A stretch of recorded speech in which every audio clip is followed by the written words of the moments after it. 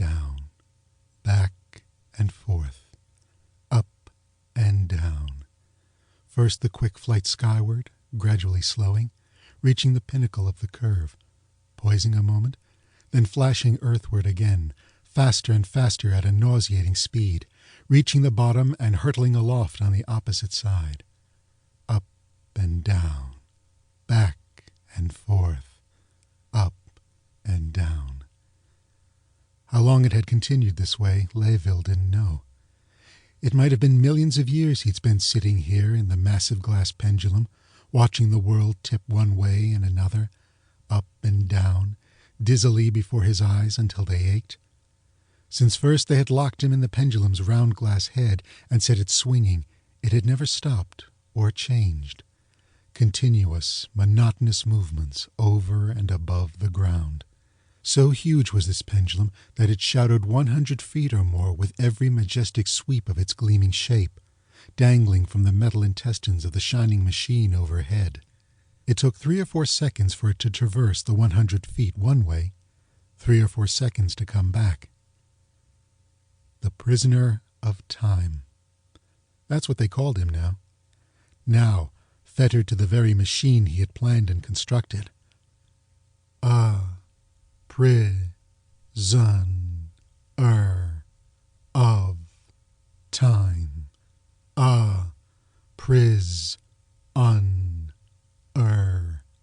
of time. With every swing of the pendulum it echoed in his thoughts. Forever like this until he went insane. He tried to focus his eyes on the arching hotness of the earth as it swept past beneath him. They had laughed at him a few days before. Or was it a week? A month? A year? He didn't know. This ceaseless pitching had filled him with an aching confusion. They had laughed at him when he said, some time before all this, he could bridge time gaps and travel into futurity. He had designed a huge machine to warp space, invited 30 of the world's most gifted scientists to help him finish his colossal attempt to scratch the future wall of time. The hour of the accident spun back to him now through misted memory. The display of the time machine to the public. The exact moment when he stood on the platform with the 30 scientists and pulled the main switch. The scientists, all of them, blasted into ashes from wild electrical flames.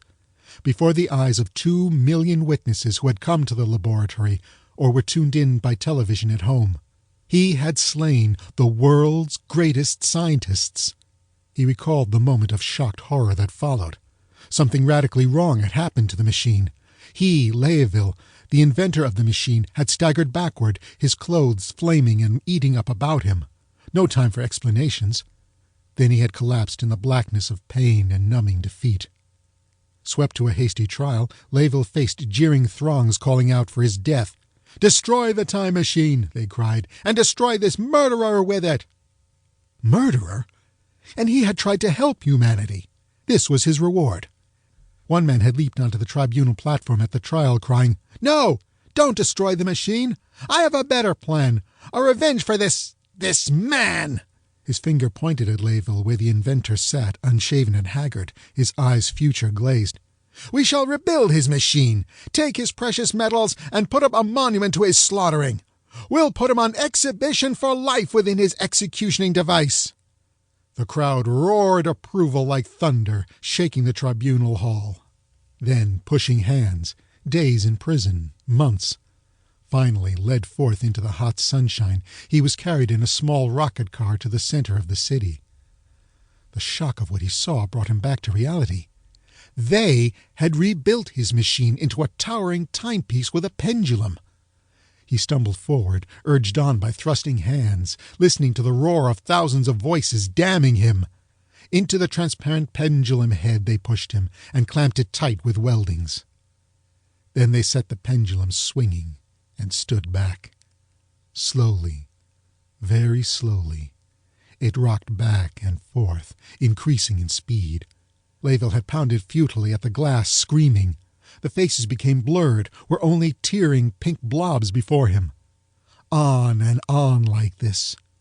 For how long? He hadn't minded it so much at first, that first night. He couldn't sleep, but was not uncomfortable. The lights of the city were comets with tails that pelted from right to left like foaming fireworks. But as the night wore on, he felt a gnawing in his stomach that grew worse. He got very sick and vomited. The next day he couldn't eat anything. They never stopped the pendulum, not once. Instead of letting him eat quietly, they slid the food down the stem of the pendulum in a special tube, in little round parcels that plunked at his feet. The first time he attempted eating, he was unsuccessful. It wouldn't stay down. In desperation, he hammered against the cold glass with his fists until they bled, crying hoarsely. But he heard nothing but his own weak, fear-racked words muffled in his ears. After some time had elapsed, he got so that he could eat, even sleep while traveling back and forth this way. They allowed him small glass loops on the floor and leather thongs with which he tied himself down at night and slept a soundless slumber without sliding. People came to look at him. He accustomed his eyes to the swift flight and followed their curiosity-etched faces, first close by in the middle, then far away to the right, middle again, and to the left. He saw the faces gaping, speaking soundless words, laughing and pointing at the prisoner of time traveling forever nowhere. But after a while the town people vanished, and it was only tourists who came and read the sign that said, "This is the prisoner of time, John Layville, who killed 30 of the world's finest scientists." The school children on the electrical moving sidewalk stopped to stare in childish awe. The prisoner of time. Often he thought of that title. God, but it was ironic that he should invent a time machine and have it converted into a clock, and that he, in its pendulum, should mete out the years, traveling with time. He couldn't remember how long it had been. The days and nights ran together in his memory.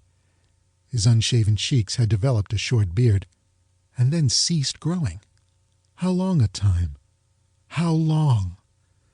Once a day they sent down a tube after he ate and vacuumed up the cell, disposing of any wastes. Once in a great while they sent him a book, but that was all. The robots took care of him now. Evidently the humans thought it a waste of time to bother over their prisoner.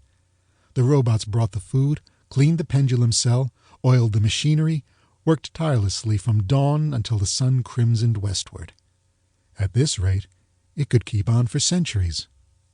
But one day, as Layville stared at the city and its people in the blur of ascent and descent, he perceived a swarming darkness that extended in the heavens. The city rocket ships that crossed the sky on pillars of scarlet flame darted helplessly, frightenedly for shelter. The people ran like water splashed on tiles, screaming soundlessly. Alien creatures fluttered down, great gelatinous masses of black that sucked out the life of all. They clustered thickly over everything, glistened momentarily upon the pendulum and its body above, over the whirring wheels and roaring bowels of the metal creature once a time machine. An hour later, they dwindled away over the horizon and never came back. The city was dead. Up and down, Layville went on his journey to nowhere, in his prison, a strange smile etched on his lips.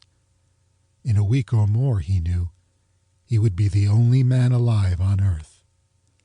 Elation flamed within him. This was his victory. Where the other men had planned the pendulum as a prison, it had been an asylum against annihilation now. Day after day the robots still came, worked, unabated by the visitation of the Black Horde. They came every week, brought food, tinkered, checked, oiled, cleaned, up and down, back and forth. The pendulum. 1,000 years must have passed before the sky again showed life over the dead earth. A silvery bullet of space dropped from the clouds, steaming, and hovered over the dead city, where now only a few solitary robots performed their tasks. In the gathering dusk, the lights of the metropolis glimmered on.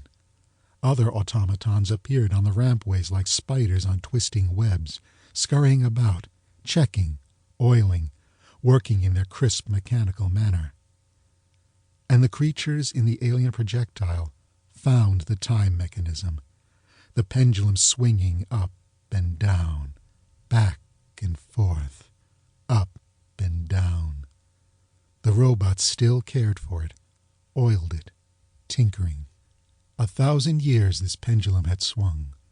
Made of glass the round disc at the bottom was, but now, when food was lowered by the robots through the tube, it lay untouched.